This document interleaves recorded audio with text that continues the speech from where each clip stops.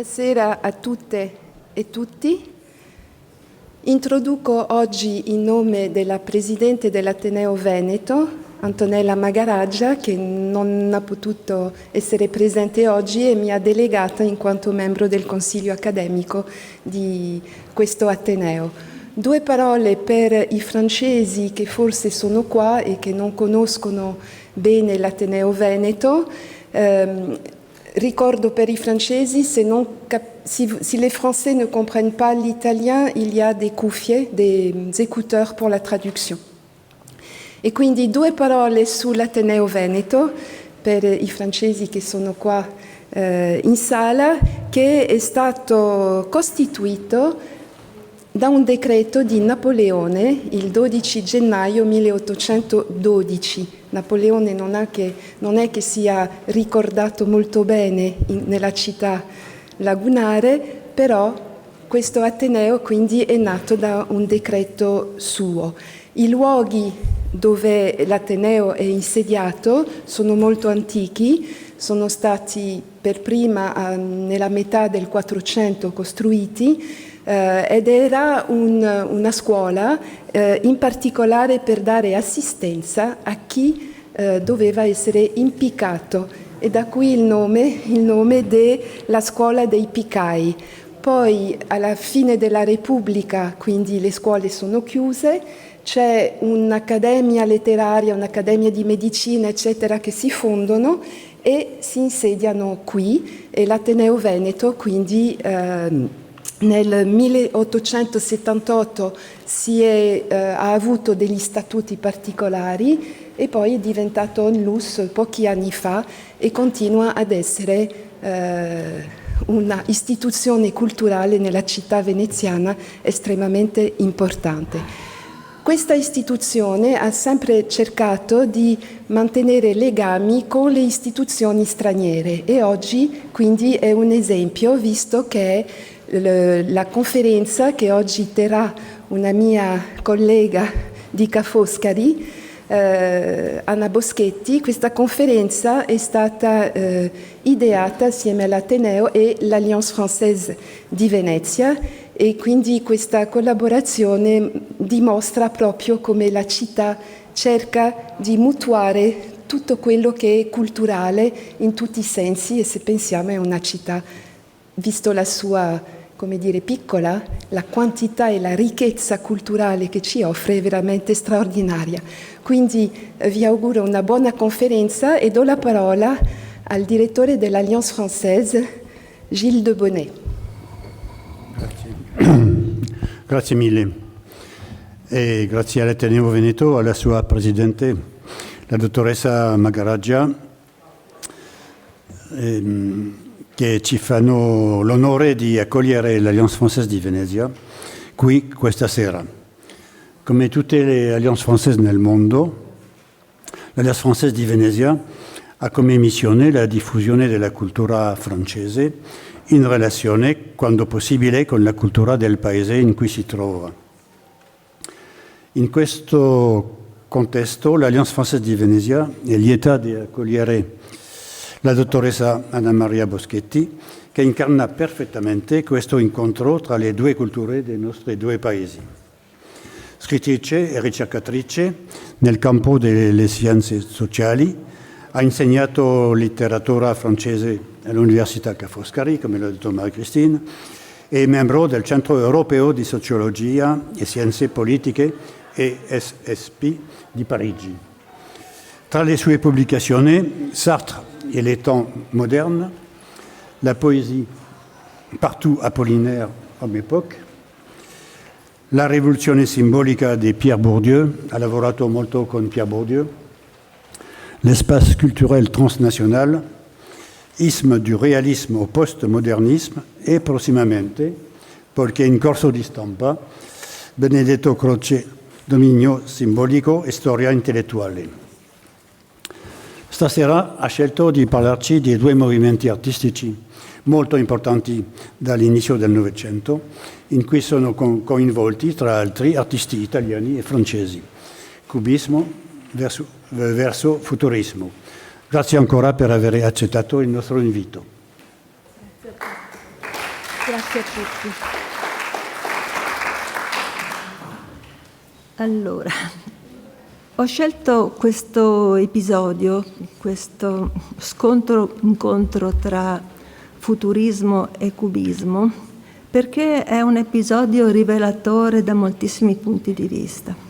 Il primo punto di vista dal quale partirò è l'importanza che hanno le differenze tra le tradizioni culturali nella vita artistica e letteraria. Questo è un episodio che mostra molto bene questo, e si tratta di due tradizioni culturali che ci coinvolgono, che sono la tradizione culturale francese e quella italiana.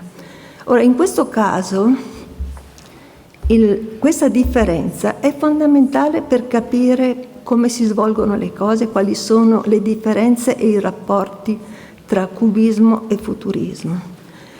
Esaminerò dunque queste due tradizioni. Per quanto riguarda la Francia, farò un piccolissimo excursus per cercare di capire l'eccezione francese, perché in questo caso l'eccezione francese è fondamentale, cioè la specificità. Perché alcuni hanno detto che Parigi è stato a lungo, fino a quando è stato un po', ma non del tutto, detronizzato da New York, il meridiano di Greenwich della cultura mondiale, della letteratura mondiale. Perché? C'è un libro molto bello che lo spiega, che è il libro di Pascal Casanova, che voi troverete nella lista che avevo fatto delle citazioni, poi volevo fotocopiarlo, va bene. Perché è stato il meridiano di Greenwich della cultura mondiale per tanto tempo? E questo per noi oggi è importante. Parigi, l'eccezione francese, risale a una storia plurisecolare e agli aspetti particolarissimi di questa storia, una concentrazione di fattori, cioè in primo luogo la formazione precoce dello Stato, e quindi l'unificazione precoce dello Stato. Secondo, come funziona questo Stato? È uno Stato che funziona con un centralismo fortissimo, cioè c'è prestissimo una politica dei sovrani francesi che concentra a Parigi tutte le leve del potere, anche artistico e intellettuale. Secondo, mecenatismo. E il mecenatismo probabilmente, secondo me, importato dalle corti italiane, ma le corti italiane erano disperse. Quando il mecenatismo comincia a farlo la monarchia francese, gli effetti, e l'aristocrazia francese, gli effetti sono molto più importanti.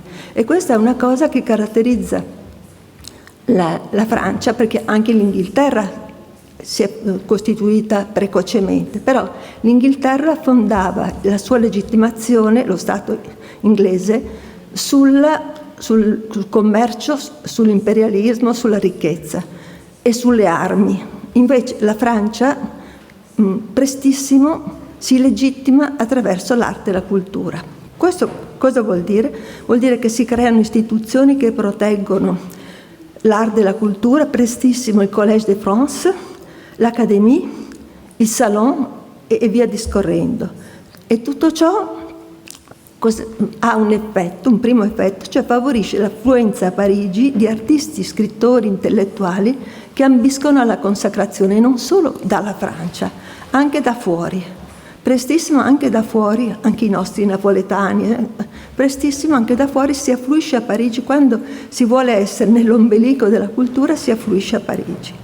Ora, a sua volta questa concentrazione enorme a Parigi ha degli effetti, è una cosa a catena, cioè in primo luogo la concentrazione favorisce lo scambio tra le persone, l'interconoscenza. Questa gente arriva a Parigi, ma in fondo in un piccolo spazio, rimane un piccolo spazio ancora, e quindi si incontrano, si frequentano, e questo vuol dire una moltiplicazione degli stimoli, delle opportunità, degli scambi, e vuol dire anche però competizione, cioè una competizione esacerbata, perché sono tutti lì e tutti competono fino a un certo punto della storia per il riconoscimento del potere, E poi però presto che cosa succede? Succede che un po' alla volta la vita artistica e intellettuale si autonomizza,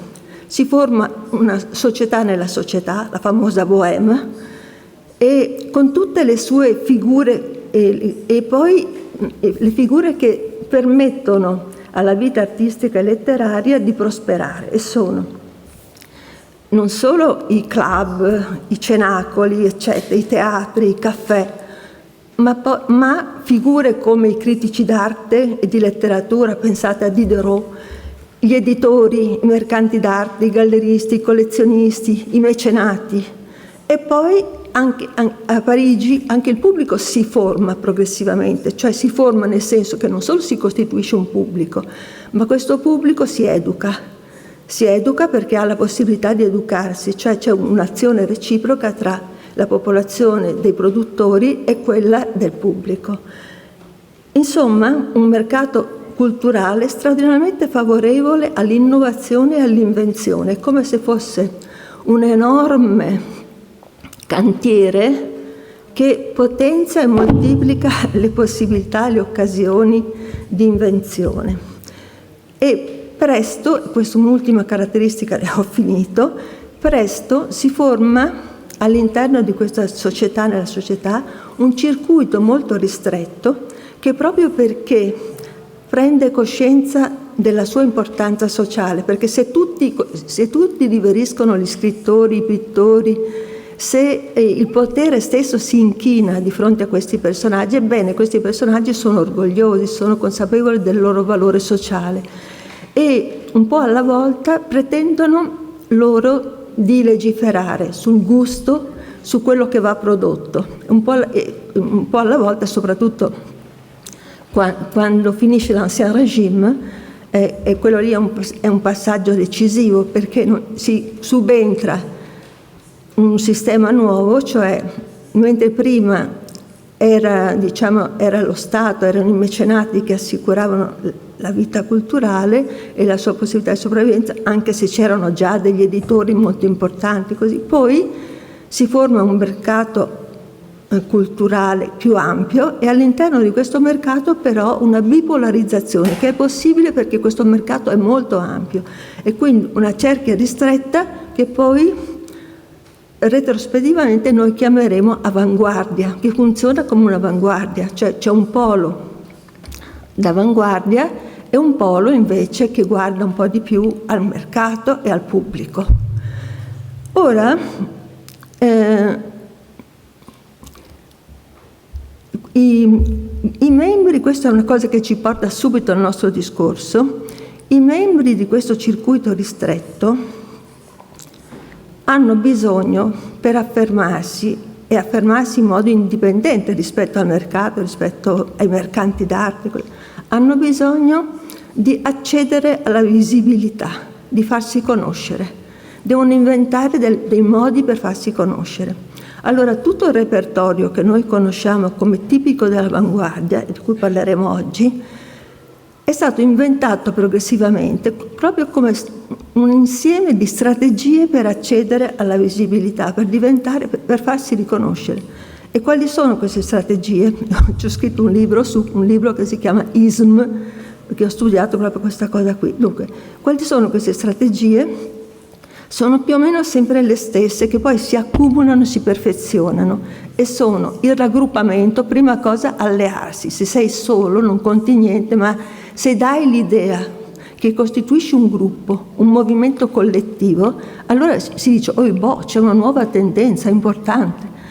E poi, allora, raggruppamento, spesso il raggruppamento si dà un nome in ismo, soprattutto a partire dal romanticismo, e quindi realismo, naturalismo, impressionismo, simbolismo, eccetera. E poi riviste, una rivista importante, di solito la rivista ha lo stesso nome del gruppo, comunque delle riviste che fanno esistere il gruppo e tra l'altro lo cementano, anche se poi quando cominciano a diventare famosi magari si scindono e spesso questi gruppi sono instabili.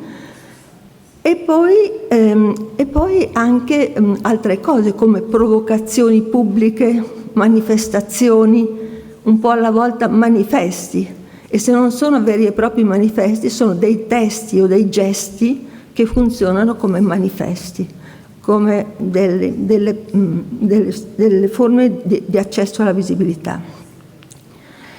E poi un altro aspetto che caratterizza il funzionamento di questo è la contrapposizione sempre più esacerbata e sempre più rapida di ogni nuovo entrante, di ogni nuovo gruppo che entra rispetto ai gruppi precedenti. Per un certo periodo la distanza tra un movimento e l'altro, anche se parlare di movimento è parlare di un effetto, non di una causa.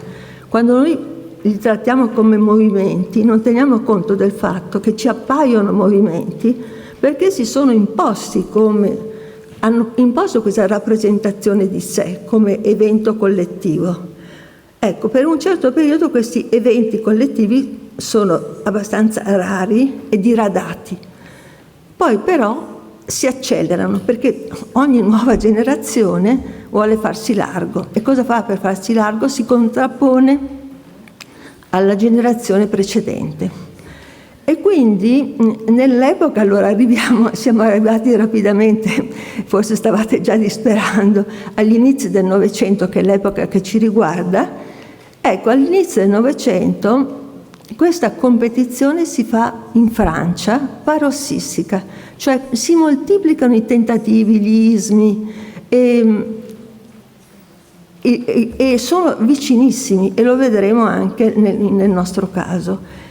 Allora, il secondo punto che noi vediamo adesso è la situazione parigina verso il 1909. Facciamo statua di sale, andiamo a vedere cosa succede, cosa sta succedendo a Parigi quando Marinetti pubblica il suo primo manifesto sul Figaro. Allora, c'è una situazione che è detta post-simbolismo, perché la gente, gli storici della letteratura, sono abituati a fare la storia della letteratura basandosi su questi ismi, come se fossero... E quindi questa epoca degli stessi protagonisti è vissuta come un lunghissimo post-simbolismo che stenta a finire perché nessun gruppo riesce a imporsi. Ma non vuol dire che non ci sia competizione, che sono così tanti, anche deboli e frazionati, che nessuno riesce ad affermarsi. Allora c'è una grandissima competizione, ma nessun gruppo chiaramente dominante. E questo per quanto riguarda la letteratura. In pittura, arriviamo alla pittura che ci interessa moltissimo, in pittura si ha veramente la sensazione dell'accelerazione, perché sulla scena sono presenti divisionisti e loro epigoni. Quindi Seurat è morto, però c'è ancora Paul Signac, in Italia c'è Gaetano Previati, che è stato maestro dei futuristi, dei pittori futuristi. Poi c'è contemporaneamente, quindi c'è come ci sono varie temporalità artistiche compresenti, quindi il divisionismo, i fauve, che sono stati battezzati così, voi lo sapete, per la forza selvaggia del colore, e quindi Matisse, Derain, Vlamin, Dufy e altri che non cito. Io non ve li mostro perché li conoscete tutti. E poi però ci sono anche Picasso e Braque, già. Quindi il povero Matisse, c'è un articolo bellissimo di Apollinaire del 1910 su Matisse e lo celebra moltissimo, ma nel 1910, poco dopo constaterà Apollinaire, Matisse è già quasi uscito di scena, scalzato dai cosiddetti cubisti. Quindi nel 1909 tutti questi gruppi, diciamo queste tendenze, perché poi non sono gruppi, perché i pittori, tra l'altro, tendono meno a raggrupparsi degli scrittori, anche se anche loro lo fanno, però lo fanno di meno. E se voi notate, tra l'altro, le etichette a questi gruppi o a queste posizioni sono state appioppate. Cioè non è Matisse che si è chiamato Fauve, Così come Picasso e Braque non si sono definiti cubisti. Nel caso di Picasso e Braque c'è un po' la malevolenza di Matisse, che respinge tra l'altro i quadri di Braque al Salon e parla di piccoli cubi, e quindi poi un critico lo prende e subito si forma l'etichetta. Picasso e Braque nel 1909 hanno già prodotto opere che saranno considerate a posteriori il momento fondatore del cubismo. Picasso ha dipinto le Demoiselles d'Avignon nel 1907, ma se lo tiene gelosamente nel suo atelier, e lo possono vedere solo gli intimi, e i suoi amici più stretti, la maggior parte, sono sconcertatissimi quando lo vedono. Per esempio Salmon, che è uno dei suoi amici poeti insieme con Apollinaire, proprio detesta quel quadro, e moltissimi di loro non lo capiscono, e lui lo tiene coperto nel suo atelier e pochi lo vedono. Allora magari facciamo vedere il primo. Scusate perché non ho gli. Ecco, no, non è che tutti lo conoscono, ma per dire, è un momento di partenza come del nostro racconto. E Braque che cosa fa? Nel 1907 vede una retrospettiva di Cézanne, è folgorato, va addirittura a dipingere a l'Estaque, dipinge Le Viaduc a l'Estaque, e facciamo vedere il quadro di Braque. No, questo è un quadro ancora di Picasso, che però va bene perché così vedete la famosa palette cubiste fatta di bruni, e questo è uno dei quadri fondatori, perché vi potrà sembrare rispetto alle audaci successive quasi banale, perché noi siamo così, ci è così familiare questa pittura che non capiamo adesso quanto è sembrata eroica allora. E poi allora mostriamo anche l'altro quadro di Braque. Ecco, questo è molto importante perché una cosa, io non commenterò i quadri in generale, dirò soltanto le cose che sono pertinenti per il mio discorso. Allora, qui cosa vediamo? Vediamo che è un nudo potentissimo come quelli di Picasso. La palette è quella che poi cioè proprio si caratterizza come la palette cubista, quei bruni, quelle ocre, eccetera. I contorni, il contorno nero, anche questo è tipico, e quindi è considerato, e questo lo dovete memorizzare perché poi quando sentiremo quello che dice Boccioni, allora capiremo anche la contrapposizione. Allora, dunque dico appunto, sono rifiutati questi quadri da Matisse al Salon d'Automne, e però Braque espone allora questi quadri alla Galerie Canveller. Canveller è questo mercante tedesco d'origine, che però benemerito, che prende sotto la sua protezione Picasso e Braque prestissimo. Dal 1912 fa un contratto con loro che gli assicura la possibilità di dipingere in pace senza preoccuparsi. E allora c'è un catalogo nel 1908 di questa mostra di Braque, un catalogo in cui è Apollinaire che fa la prefazione, ed è una prefazione meravigliosa. Vi invito a leggerla, adesso non ne possiamo parlare. Allora, altri pittori si ispirano a Picasso e Braque, quindi già fanno tendenza immediatamente, perché tutti si conoscono, cioè è una specie di. E quindi Glaise e Metzinger in particolare espongono già nel 1911 al Salon des Indépendants, la Salle 41, e al Salon d'automne, Salle 8, che diventa famosa come la Salle des Cubistes, perché per il pubblico e per i giornalisti e per i critici, da quel momento in poi già la parola cubista vuol dire semplicemente pittura audace, pittura moderna, pittura sperimentale. Veniamo ora alla situazione della vita letteraria e artistica in Italia. Si va di bene, non è che voglio parlare di tutto, voglio parlare semplicemente, lo dirò dal punto di vista di Marinetti, quello che interessa a Marinetti, e cioè qual è il punto di vista di Marinetti? È il punto di vista di uno che vuole essere un poeta d'avanguardia. E poi però mi soffermerò su Marinetti perché questo personaggio è decisivo. Senza questi personaggi, tipo Marinetti, certe cose non sarebbero possibili, perché non c'è solo la situazione, ci sono anche gli uomini, le persone che fanno muovere le cose. Ecco, Marinetti è indispensabile per capire come sia potuto esistere, cioè Marinetti con le sue caratteristiche, ma ci arriviamo. In Italia c'è un primo dato, cioè l'unificazione tardiva a fine Ottocento. L'Italia, come la Germania, è rimasta policentrica e anche dopo l'unificazione rimane policentrica, cioè i miei amici che studiano la letteratura italiana vedono il ruolo nelle capitali, nel primo Novecento, le capitali letterarie e artistiche, Firenze che si succede a Roma, che si succede a Milano, cioè funziona per capitali anche transitorie. E poi c'è una grande dispersione perché moltissimi artisti e scrittori sono nel loro paesino di provincia un po' disperati e figurate se questo favorisce l'innovazione. E poi c'è un'altra cosa, un grande ostacolo, che è il culto del grande passato italiano, quel grande passato che non finisce di finire.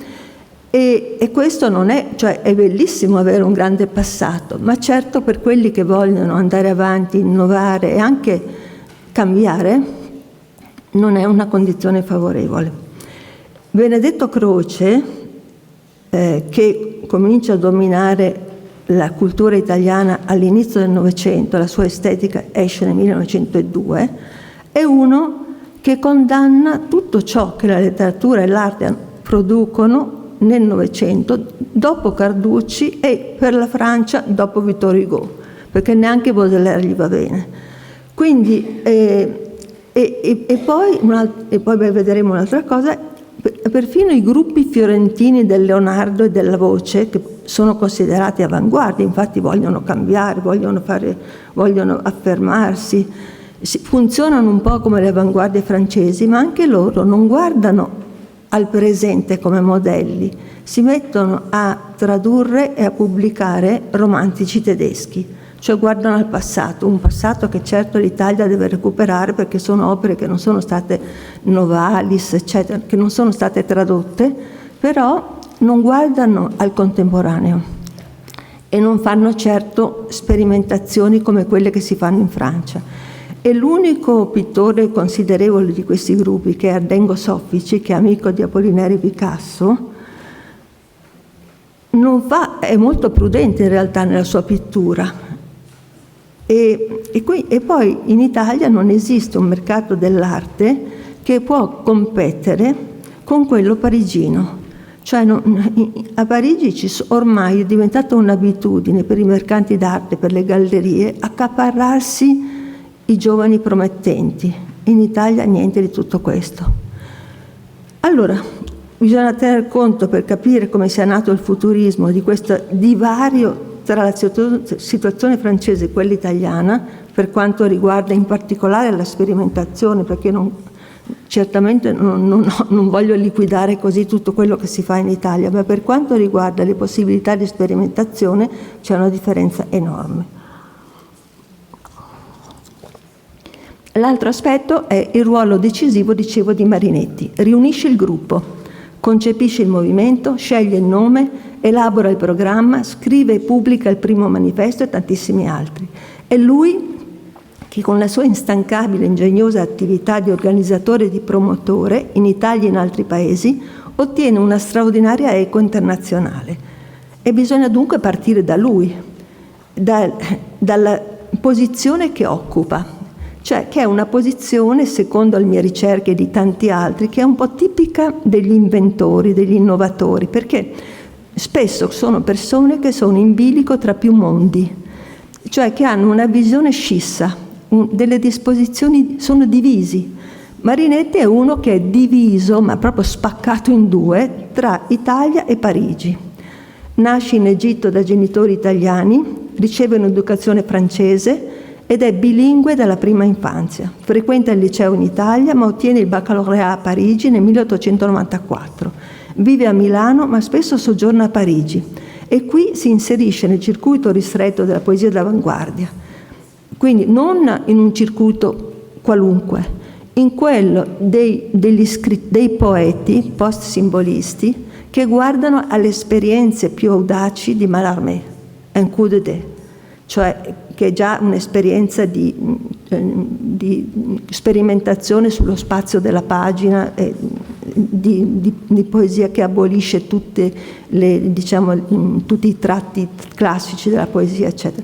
Guarda Mallarmé, le sue prime, e poi pubblica in francese fino al 1909.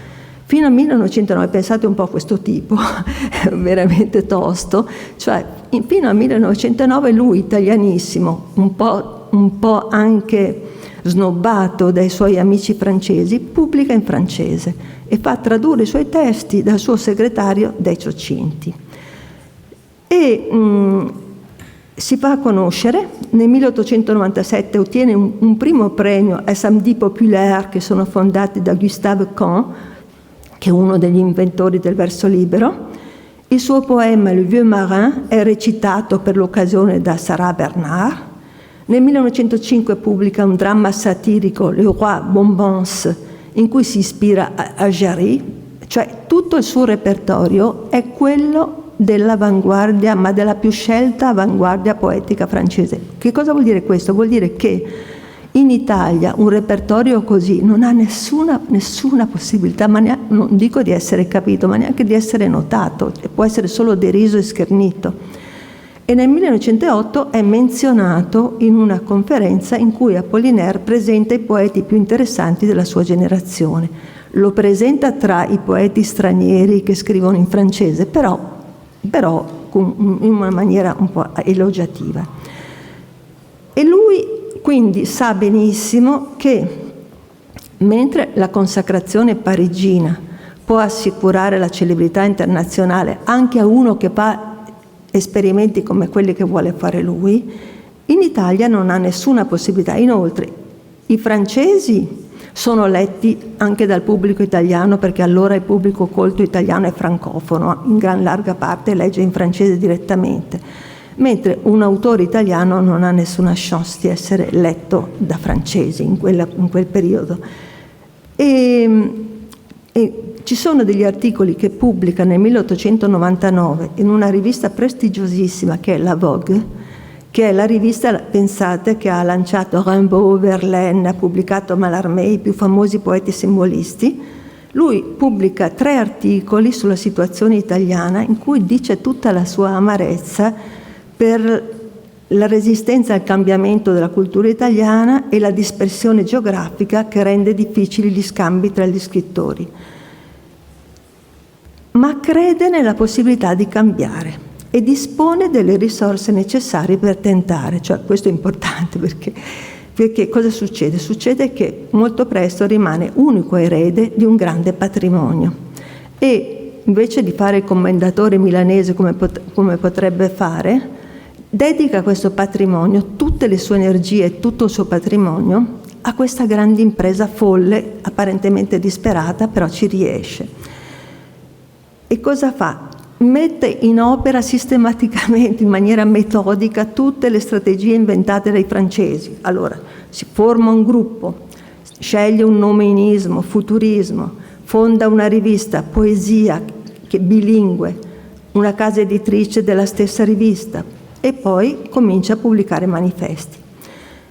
Raggruppa, cioè si fa protettore degli scrittori, degli artisti, come lui insofferenti di questa situazione italiana, quelli più innovatori, li pubblica e addirittura li paga, cosa assolutamente, cioè pubblicano delle cose audacissime e lui li paga e poi aiuta i pittori a esporre e a farsi conoscere.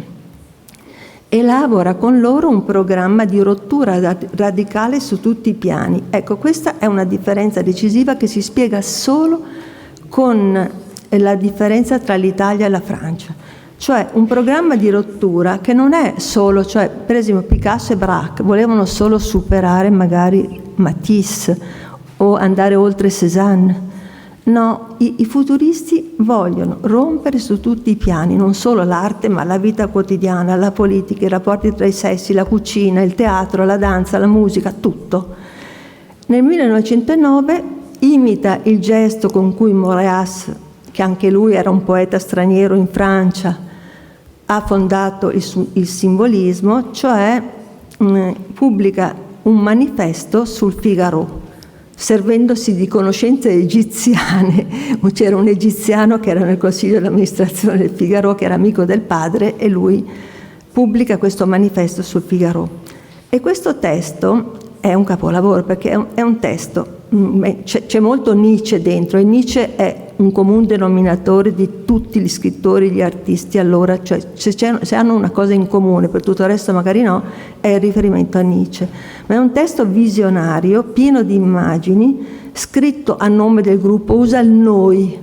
Il noi dà proprio l'idea di un gruppo in fusione, come avrebbe detto Sartre, un gruppo coeso, e ha un prologo ispirato, narrativo, racconta del narratore, Marinetti naturalmente, che con la sua macchina finisce, episodio vero, nel Naviglio e ne esce miracolosamente incolume, e vede in questo come un segno di essere predestinato. E espone un programma in 11 punti con una pars construens e una pars destruens. Nella pars construens dice che cosa intende fare il futurismo: cantare le grandi folle agitate dal lavoro, dal piacere o dalla sommossa.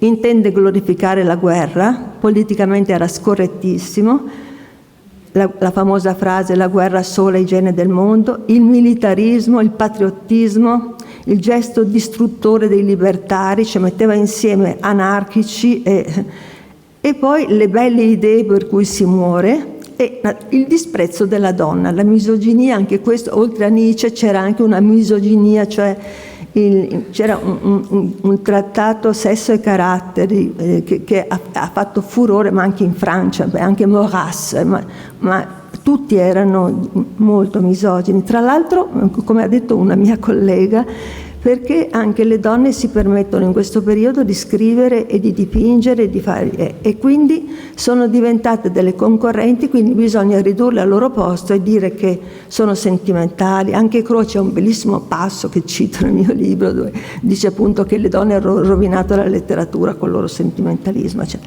Allora, celebra gli emblemi della modernità: velocità, paesaggio urbano industriale, elettricità. Anche la folla, il mito della folla è un mito d'epoca, no? Perché si scopre la folla, le città, c'è questo, si scopre la folla, quindi anche questo è un tema. E poi le macchine. E cosa vuole distruggere? Tutte le istituzioni, in particolare quelle culturali, musei, biblioteche, accademie. Dipinge l'Italia come un mercato di rigattieri infestata da una fetida cancrena di professori, archeologi, ciceroni, antiquari, con la loro eterna ed inutile ammirazione del passato. Allora, vediamo quali sono le proprietà specifiche del futurismo e del suo funzionamento che lo differenziano dalle avanguardie francesi contemporanee. Primo, l'avevo già detto, nessuno dei francesi parla di fare tabula rasa, che è, tra l'altro è falso che i futuristi facciano tabula rasa, perché i futuristi hanno immagazzinato e imparato tutto quello che c'era da imparare da quelli che stanno intorno a loro e che li hanno preceduti. Però è un mito potente per loro. Invece i francesi hanno un grande senso di continuità, sanno che hanno imparato dagli altri, che è nell'ordine delle cose cercare di andare avanti, però sono consapevoli dell'eredità. E nessuno parla di distruggere. Infatti quando esce il manifesto di Marinetti, Apollinaire e gli altri lo considerano una cosa barbarica. Poi, secondo, non esiste a Parigi un movimento che riunisca scrittori e rappresentanti delle diverse arti, anche se dopo il suo manifesto tutti cercano di fare un gruppo riunendo, però non ci riescono. Prima del futurismo, inoltre, i gruppi letterari artistici, anche i più noti e durevoli, erano state aggregazioni spontanee, molto fluide e instabili. E Marinetti invece è il capo incontestato del suo gruppo e investe molto tempo e denaro per farlo funzionare. E sarà copiato per esempio da Breton. Cioè, prima di Marinetti i gruppi non erano questa cosa. Pensate anche Breton con le sue esclusioni, le sue condanne, le scissioni. Poi il movimento di Marinetti ha un carattere intermediale, lo dicevamo, cioè tocca tutte le arti e questo ha un effetto non secondario di reciproca fecondazione e incoraggiamento tra gli artisti, perché si scambiano le idee. Per esempio, faccio un esempio, le idee di Marinetti sulla letteratura, il famoso manifesto tecnico sulla letteratura di Marinetti, devono moltissimo queste idee alle idee dei pittori e viceversa, perché per esempio scoprono simultaneamente l'importanza della tecnica, cioè la riscoprono. Per esempio Croce dice che la tecnica non importa, che quello che conta è l'intuizione. È l'intuizione che è un fatto interiore, l'aspetto sensibile, materiale, tecnico dell'arte non importa e tutte le retoriche del passato si possono bruciare. Invece c'è un aspetto nella letteratura contemporanea più importante in tutte le sperimentazioni del secolo, del Novecento, che è proprio la tecnica, la scoperta di quanto sia importante la tecnica. La gente che per esempio studia il monologo interiore, studia i modi in cui si evolve il romanzo, eccetera. La tecnica entra e loro sono tra i primi che esplicitamente sottolineano come sia importante la tecnica, e tecniche che poi usano sia i pittori che i poeti. Per esempio la decostruzione, le parole in libertà non sono altro che decostruzione, la dislocazione anche nella pittura, o l'assemblaggio in modi diversi, che poi sono cose prese anche al cinema, cioè tutto si combina. E poi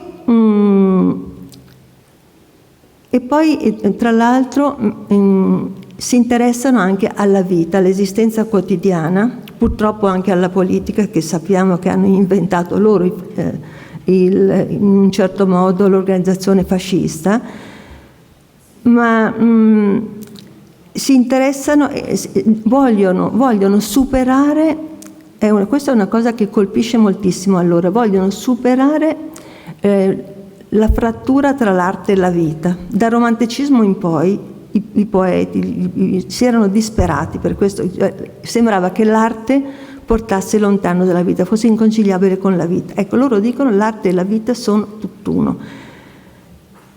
E poi prendono atto, un'altra cosa di estrema rottura, prendono atto della relatività dei canoni artistici, ma lo prendono atto in una maniera veramente radicale, cioè per esempio Marinetti dice facciamo decisamente cose brutte.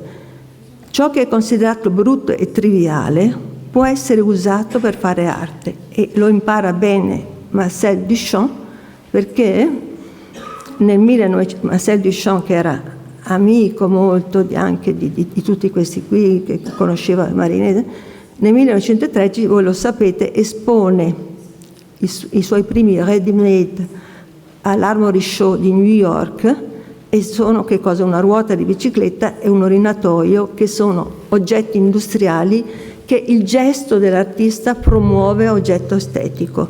Quindi quello che conta non è la fabbricazione dell'opera, ma alla fine lo sforzo, il gesto dell'artista, il significato che dà all'opera, e anche il ruolo e il punto di vista del pubblico. E qui veniamo alla concezione del teatro futurista. Le serate futuriste sono il primo nucleo di una trasformazione radicale del teatro, ma mondiale, perché per esempio il rapporto col pubblico, questo è teorizzato prestissimo. Pirandello e Bragaglia, che rinnovano il teatro in Italia poco dopo, si ispirano e hanno contatti con Marinetti, e si ispirano anche al teatro futurista. Proprio. E poi, altro aspetto, i metodi promozionali, cioè fa arte d'avanguardia, arte per pochi, elitarissima, ma al tempo stesso usa gli strumenti della pubblicità, quindi come imitando in questo D'Annunzio i volantini lanciati, i comunicati stampa ai giornali. Quando fa la mostra a Parigina dei futuristi, i nomi dei pittori la sera dell'inaugurazione appaiono in lettere al neon a illuminare la notte. Cioè Veniamo allora finalmente alla mostra parigina del febbraio 1912, prima tappa di una mostra itinerante europea che decreta l'affermazione transnazionale del movimento. Bisogna dire che senza i pittori probabilmente il futurismo non esisterebbe, non avrebbe avuto il successo che ha avuto. E la mostra è preparata accuratamente. Marinetti con Boccioni e Carrà vanno a Parigi nel settembre 1911. Marinetti prende accordo con Félix Fénéon, direttore della galleria dove ci sarà la mostra, Bernheim Jeune, e Boccioni e Carrà, introdotti da Severini che vive a Parigi da tempo, vanno nell'atelier di Picasso, poi vanno nei salon, vedono tutto quello e quindi non ignorano queste cose. E nella presentazione del catalogo della mostra, Boccioni, perché è lui che redige questa presentazione, dice che ammira i pittori francesi, le loro esperienze, cioè che hanno imparato moltissimo da loro, però si contrappone a loro e vedremo. Questo testo, anche questo ha un primato, perché fino a quel momento Marcel Duchamp diceva sempre ridendo che non voleva essere bête comme un peintre, perché gli scrittori o i poeti prendevano in giro i pittori, dicevano sanno solo dipingere ma non sanno neppure spiegare quello. Ecco. Invece Boccioni è uno che ha una capacità di elaborare ed esplicitare straordinaria. Ora, la teorizzazione è uno strumento che dà moltissima forza alle idee. Un conto se voi vi limitate a dipingere, un conto se riuscite a dire in parole che colpiscono quello che state facendo, e lui lo fa. Allora, questa presentazione, lui ostenta un orgoglio pazzesco, dice che questa mostra è la più importante manifestazione dell'arte italiana da Michelangelo in poi. Poi dice che mentre il cubismo si contrappone al cubismo sistematicamente, come devono fare l'avanguardia, quindi procedono per contrapposizione. Il cubismo dice dipinge l'immobile, lo statico. Questo non si può dire che non sia vero, cioè vi ricordate i quadri? Loro vogliono rendere il movimento, il dinamismo della realtà. Il cubismo considera il soggetto insignificante, questa è una cosa tipica della modernità, cioè dicono quello che contano sono le forme, i colori, la materia sensibile, il soggetto non conta. Loro dicono invece, i futuristi, le idee contano, la concezione conta, tutte le nostre idee contano, fanno parte del nostro lavoro. Il cubismo dipinge nudi, è una cosa, questa nota, che invece il futurismo rifiuta il nudo. E dice che i nudi potrebbero essere, anche se voi i nudi li circondate di oggetti per dargli un significato allegorico, restano tavole di anatomia, dice proprio, e loro invece vogliono dipingere la simultaneità degli stati d'animo nell'opera d'arte. Pensate a questa frase, perché questa frase fosse quello che colpisce di più la critica parigina.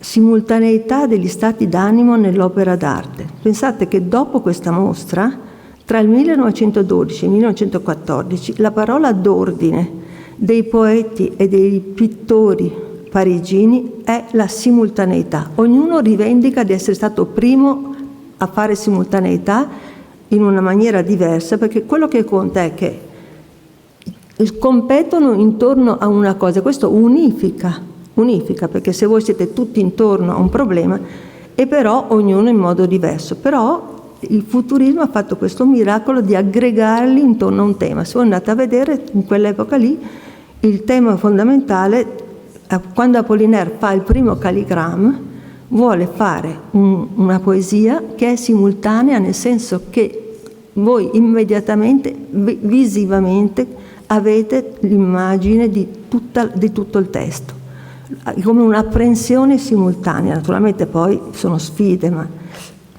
E poi rivendica, dice che i quadri devono rappresentare linee e forze che dagli oggetti tendono all'infinito, lo vedremo. Rivendica il caos, l'urto di ritmi opposti, e poi dice che il pubblico non deve star lì a ragionare, deve abbandonarsi all'opera, e dice che loro sono i primitivi di una sensibilità profondamente rinnovata. Adesso basta su questo testo presentiamo un po' di opere perché andiamo al concreto. Nella mostra sono presentate 34 opere, ne mostrerò solo alcune. Allora adesso mostriamo 2 opere di Boccioni, per favore. Allora, questa è La città che sale. Se voi, non so se si riesce a vedere perché la qualità delle mie immagini, però sono dei cavalli e quindi c'è il movimento e insieme questo tema. C'è molto effettivamente di ideologico, perché è il titolo che fa parte del quadro, che fa parte del significato del quadro.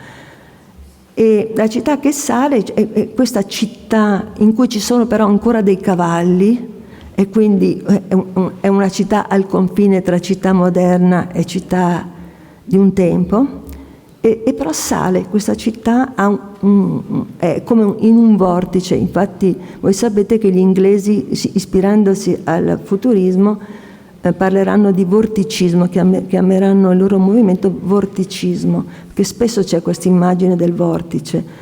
E poi l'altra immagine di Boccioni ha una cosa sulla prima immagine, città che sale, notate una cosa, i colori. I colori futuristi non sono i colori dei cubisti, ma sono dei colori luminosissimi, e prendono in questo da due tradizioni. Quella del divisionismo. I divisionisti si ispiravano all'idea della combinazione dei colori primari, e così anche Matisse, moltissimo, i fauve. E quindi loro dal punto di vista del colore però si crea combinando, integrando, conciliando, mischiando. L'ibridazione è uno dei processi della creazione. Allora, poi Boccioni, gli addii, ecco, e qui vedete come conta, cioè lui è un poeta, come sono anche tutti i pittori, ma sono le 3 fasi degli addii, e quindi la partenza, e poi chi parte e chi resta. Questa è una sequenza che dovrebbe illustrare appunto stati d'animo, e questo è proprio da questo punto di vista illustra proprio questa idea degli stati d'animo. Poi vediamo Carrà, che fa vedere un altro risvolto del futurismo che ha fatto scandalizzare Apollinaire. Ecco, Carrà, e questo è I funerali dell'anarchico Galli. Allora, come si permette, dice Apollinaire, di ispirarsi a un fatto così di politica, i funerali di un anarchico, cosa gli interessa a un pittore? E vedete che qui c'è un tema, c'è la politica, la protesta, la rivolta e anche la folla. Quindi sono tutte cose che sono... E poi adesso vediamo il caro Severini. Allora, di Severini, uno che è la danse di Pompon au Monico, a Severini piaceva moltissimo dipingere delle danze. Era un bravissimo ballerino, aveva sposato la figlia di Paul Fort e l'aveva conosciuta così, ballando. E questo è, vedete che c'è molto anche di cubista, perché non sono le linee come nei quadri di Boccioni, così, ma ed è una composizione molto più ordinata, cioè secondo me si vede benissimo qui che Severini è stato a contatto sempre con Picasso, e quindi, però quello che è diverso è il movimento, sceglie come tema la danza, e i colori, sono colori diversissimi. E poi quest'altro che io adoro, della ballerina in blu di Severini, che anche questo è cubista, ma vedete che è un cubismo trasfigurato, diversissimo, perché questi colori sono suoi. E particolare Balla, che è stato maestro di Severini e Boccioni, è nel catalogo, ma Boccioni decide di non esporre il suo quadro non abbastanza futurista, che in realtà era un quadro bellissimo che non vi mostro. Allora, reazione parigina alla mostra. Il pubblico schernisce, anche la maggior parte dei critici. Si vende un solo quadro di Severini, ma le opere esposte e il testo di Boccioni segnano una data, come vi ho detto, quindi cioè l'idea di simultaneità, ed è particolarmente significativa, a mio avviso, la reazione del critico più vicino a Picasso, il poeta Apollinaire, molto ambivalente. Apollinaire, da una parte, a partire dal 1912, trasforma decisamente la sua poesia e diventa il campione di tutte le audace. Inoltre nel 1913 pubblicherà un manifesto dell'antitradizione futurista concordato con Marinetti. Nel 1914, come vi ho detto, comincia a pubblicare i calligram, che devono moltissimo alle sperimentazioni futuriste e ai manifesti di Marinetti e anche alle tavole di Carrà. Al tempo stesso, Apollinaire pensa che le proposte di Marinetti e anche le ricerche dei pittori futuristi debbano molto alla Francia, che è vero, e vuole far riconoscere però il primato francese, primato cronologico e primato di valore, e svolge un ruolo di primo piano in tutte le iniziative parigine che in poesia e in pittura possono essere considerate come reazioni alle sfide futuriste. Dall'uscita del manifesto di Marinetti nel 1909 tenta di fare un proprio movimento alleandosi con gli altri senza riuscirci.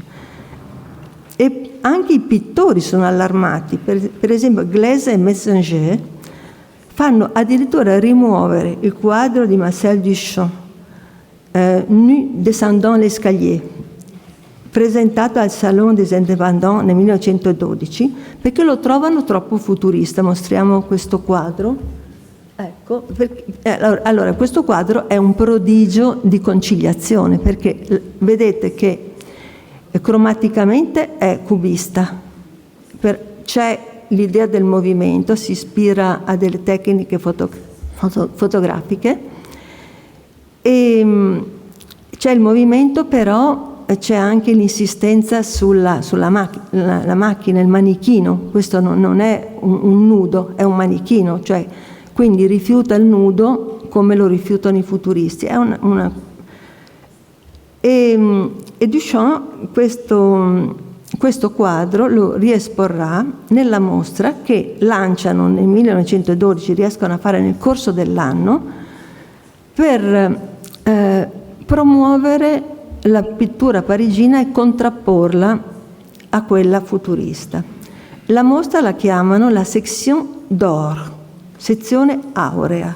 Perché? Perché vogliono contrapporsi al futurismo come un movimento, come un modo di dipingere che ha dei legami con la tradizione, con la classicità.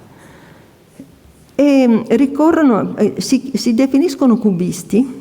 Nel bollettino della mostra fatto da Apollinaire sono definiti cubisti, anche se Picasso e Braque non espongono in questa mostra, perché ormai Canveller ha l'esclusiva e quindi non espongono in questa mostra. Espongono dei loro seguaci e gli altri sono molto diversi, cioè alcuni non hanno veramente niente a che fare con il cubismo. Oltre al quadro di Duchamp, noi possiamo mostrare la foto 88 bis di Delaunay. vedete che i colori sono...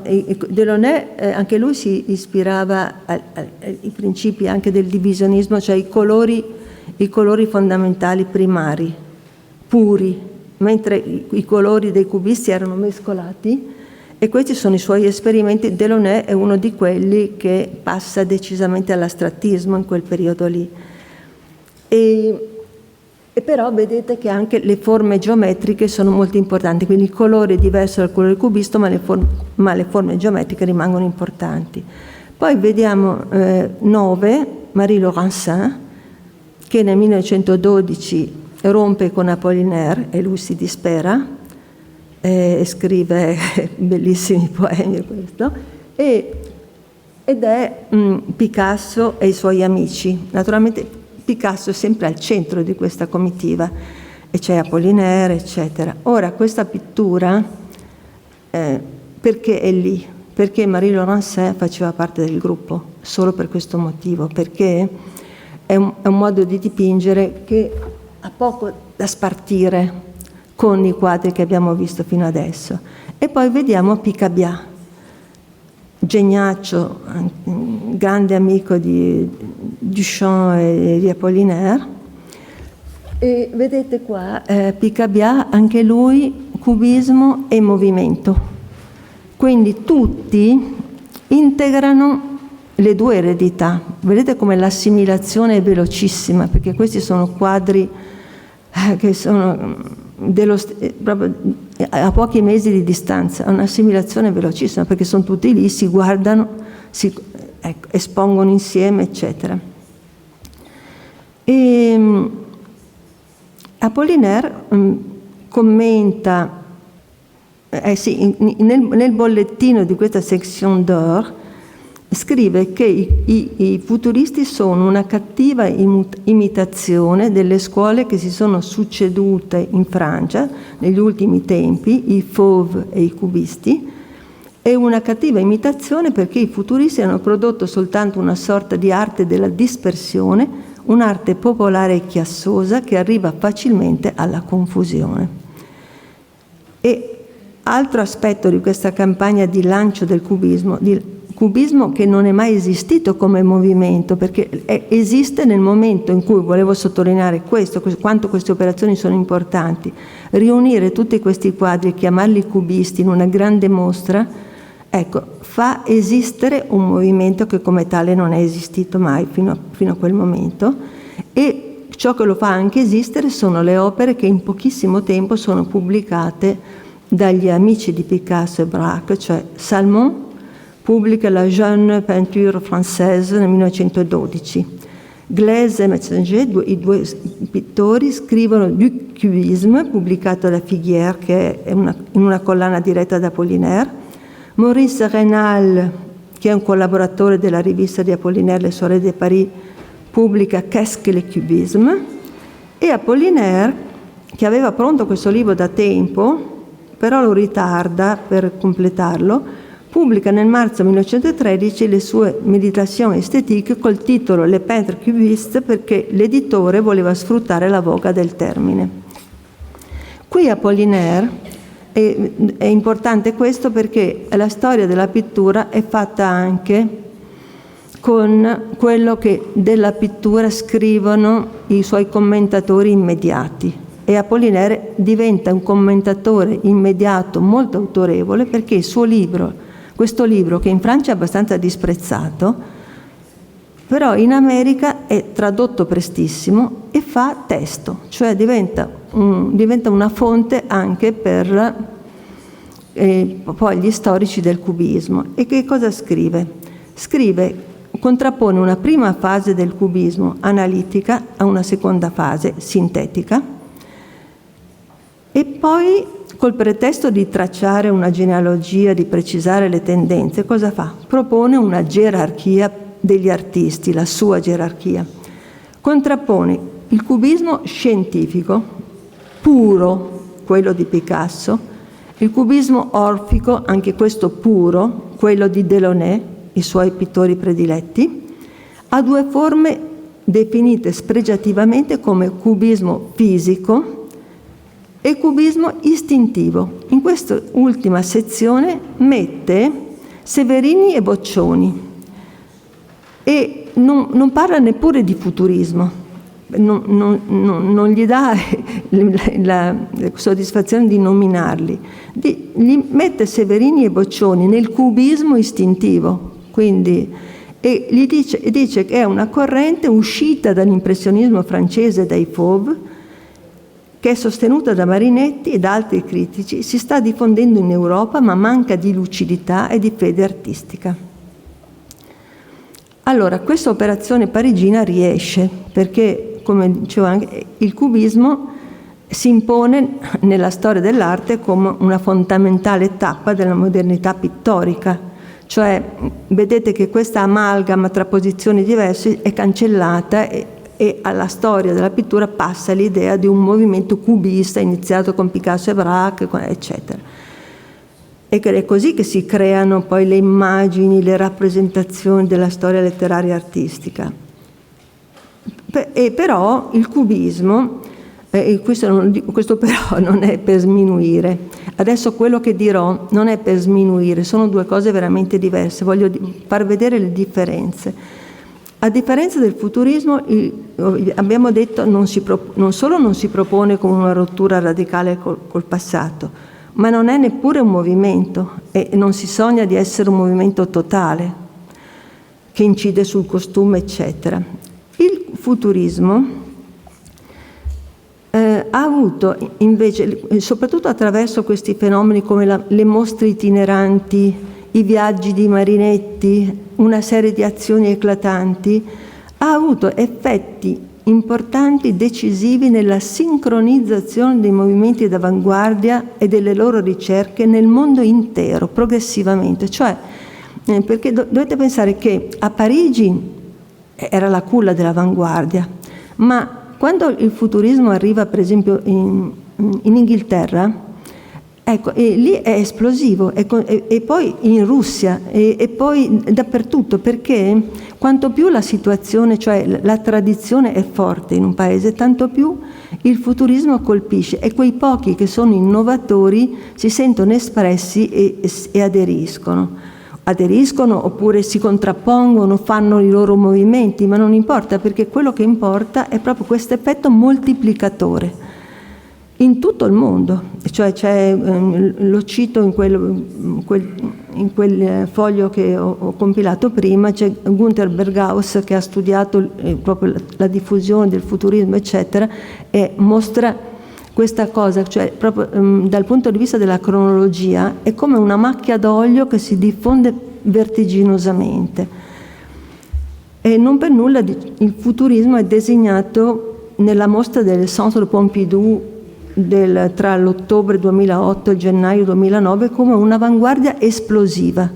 La parola esplosiva si addice perché ha proprio questo effetto propulsivo sulla scena artistica mondiale.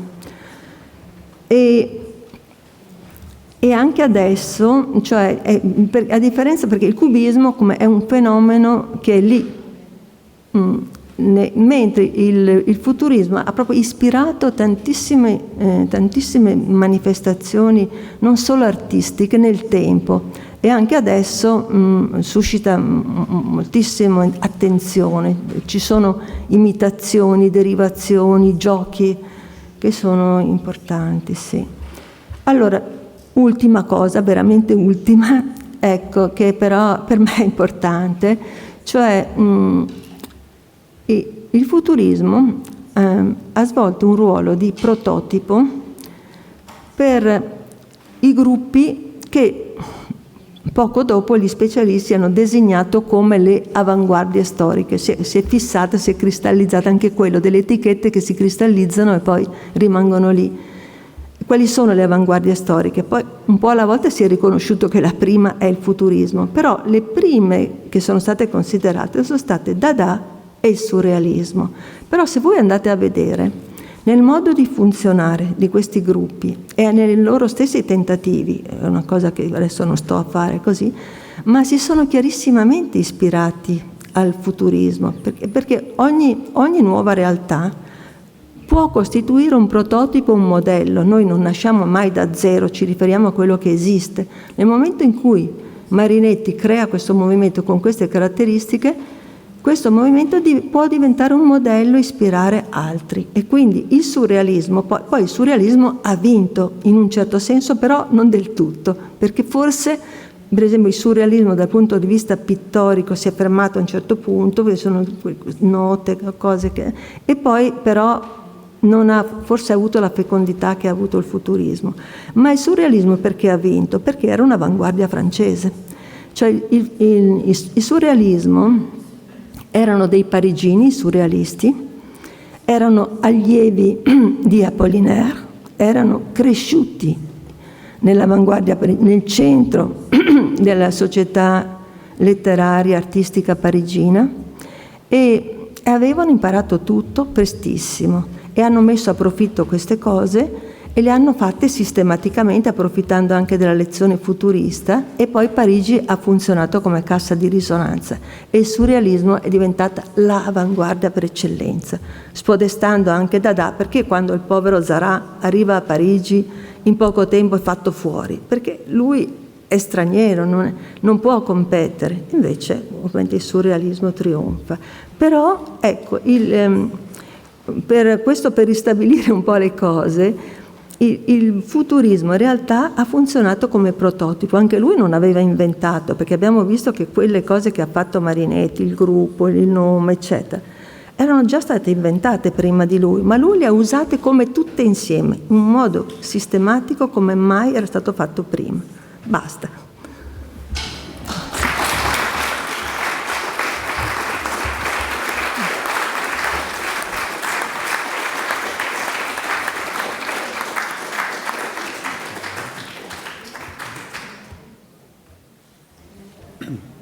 Avete domande?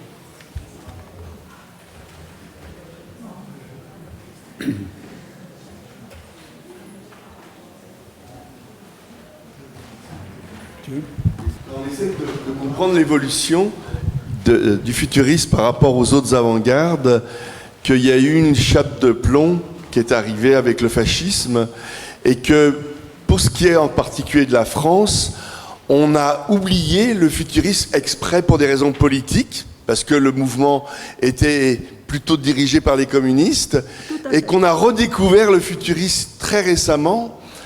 Mais quand on voit tout ce que le futurisme a réellement apporté, même au mouvement expressionniste allemand pour ce qui est du cinéma, pour ce qui est des collages, pour ce qui est de bien plus que la peinture en fait, cette dimension politique, parce que le futurisme avait une dimension politique, je dirais à l'origine plus anarchisante que fasciste, ça c'est une dérive qui est arrivée sur la fin, mais je trouve que c'est très dommage qu'on oublie le futurisme et qu'on mette en avant des avant-gardes comme le dadaïsme et le surréalisme qui n'auraient pas pu exister s'il n'y avait pas eu le futurisme avant. Oui, je suis tout à fait d'accord. C'est-à-dire, ce n'est pas dommage parce que finalement, le futurisme a été redécouvert. Donc, oui. Mais c'est vrai qu'il y a eu un oubli et même une damnatio memoriae qui est due à ça, à la politique. Parce que finalement, l'esthétisation de la politique, c'est le futurisme qui l'a inventé. Et c'est Mussolini qui a copié dans ces cas-là. Et ensuite, ils se sont... Oui, oui, c'est tout à fait vrai. Oui, oui. Et parce que vous avez raison aussi en disant que les modèles, l'association avant-garde, gauche politique, révolution, etc., a été faite par le surréalisme, a été imposée par le surréalisme, parce que le surréalisme était proche des communistes, du Parti communiste, etc. Et donc, le futurisme qui était fasciste était condamné. En tant qu'avant-garde, on ne comprenait pas qu'une avant-garde puisse être de droite. E, brevissimamente il Signore ha detto giustamente che il futurismo ha risentito moltissimo del fatto che si è associato col fascismo, dell'associazione col fascismo. Questo l'ha screditato anche perché il modello surrealista invece imponeva l'idea di un'associazione tra avanguardia artistica e avanguardia politica. L'avanguardia politica allora erano i comunisti, e quindi il futurismo da questo punto di vista è stato proprio anche dimenticato e condannato, e poi però insomma è risorto perché moltissimi gli studi sul futurismo non cessano di essere pubblicati, sì. Ma è giustissimo, lo volevo dire, sì. E questo fa meditare un po' ça fait méditer sur les conditions de la consécration, c'est-à-dire ça dépend de beaucoup de conditions, et l'une d'elles c'est aussi la politique, le rapport à la politique. Je voudrais souligner l'importance de la psychanalyse qui se développait à ce temps-là, même au niveau de la littérature, au niveau de l'art aussi. Pour ce qui concerne l'introspection dans l'intérieur et donc l'exposition même dans les différentes formes littéraires et artistiques. Oui, donc à ma connaissance, in italiano, che io sappia non c'è un'ispirazione psicanalitica perché nei futuristi direttamente, però certo c'è un grande interesse per la psicologia e quindi sicuramente questo aspetto psicologico conta tantissimo le opere di Boccioni in particolare sono ispirate moltissimo quando uno parla di stati d'animo. Sì. Allora, la signora mi ha chiesto di dire qualcosa sul manifesto di Apollinaire, che lui chiama le manifeste de l'antitradition futuriste.